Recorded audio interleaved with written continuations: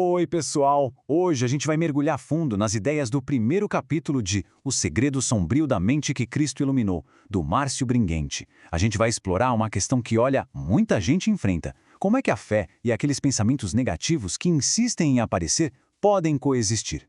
E o Márcio Bringuiente já começa o livro com essa pergunta que é bem direta e muito real. Por que a culpa e o medo ainda parecem ter um lugarzinho na nossa mente, mesmo depois de uma experiência de fé genuína? É um dilema que ecoa na jornada de muita gente. E a resposta que o Briente oferece no livro é uma verdadeira virada de chave. Ele diz que esses pensamentos não são um sinal de que a nossa fé está falhando, não. Na verdade, são um eco mental.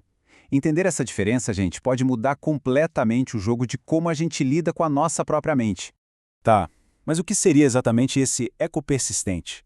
O primeiro capítulo do livro nos guia justamente para entender a origem dessa voz do passado que insiste em falar alto no presente, mesmo quando a gente sente que tudo deveria ser novo. A obra de Briente define o eco mental como esses pensamentos que a gente foi condicionado a ter, de culpa, de medo, que continuam aparecendo. Mas o mais importante de entender é isso aqui. Eles são memórias treinadas. Pensa num software antigo que continua rodando por hábito num computador novo. Eles não são um retrato da nossa realidade espiritual de agora. O Márcio Bringuente resume essa ideia de uma forma muito poderosa no capítulo 1, como a gente vê aqui. Ele diz que o que resta é só um eco, repetindo frases antigas. Isso cria uma separação muito clara entre o que é um pensamento passageiro e o que é a nossa verdadeira identidade.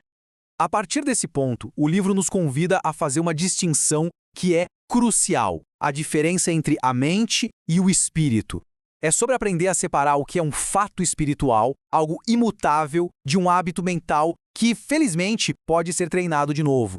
E o capítulo 1 desenha isso pra gente colocando essas duas realidades bem lado a lado. O espírito é apresentado como um fato consumado, uma nova criação. Já a mente é um sistema que foi treinado e que ainda pode funcionar com base em padrões antigos. Um é a nossa essência permanente, o outro é um sistema que a gente pode realinhar. Então, a grande sacada de Márcio Bringuente é justamente esta. O espírito é um fato. Ponto. A mente é um sistema que está em processo de se alinhar com essa nova realidade.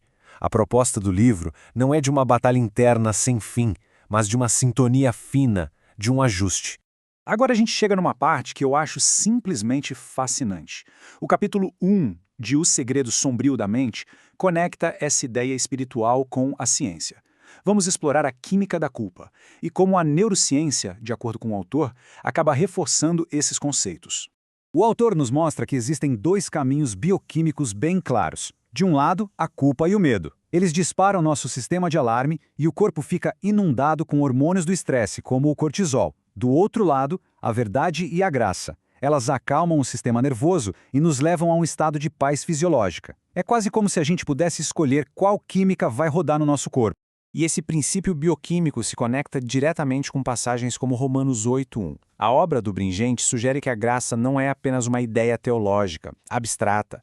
É uma força com poder real de reorganizar a nossa fisiologia, a nossa biologia.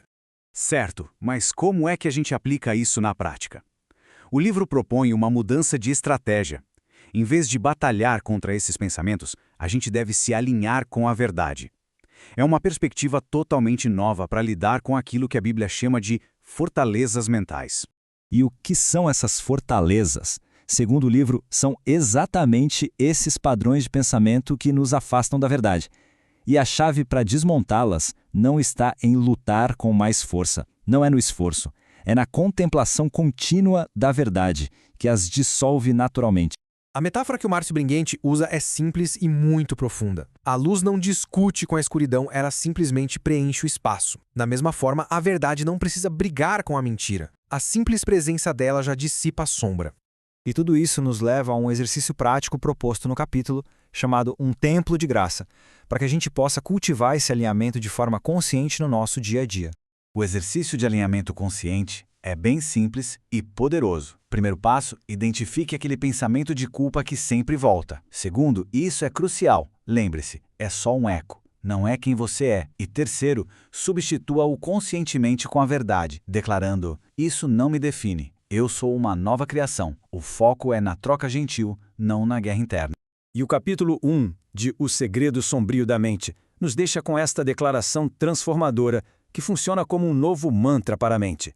Minha mente não é caverna de culpa, mas templo da graça.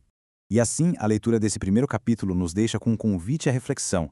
A pergunta final que o livro propõe é para cada um de nós.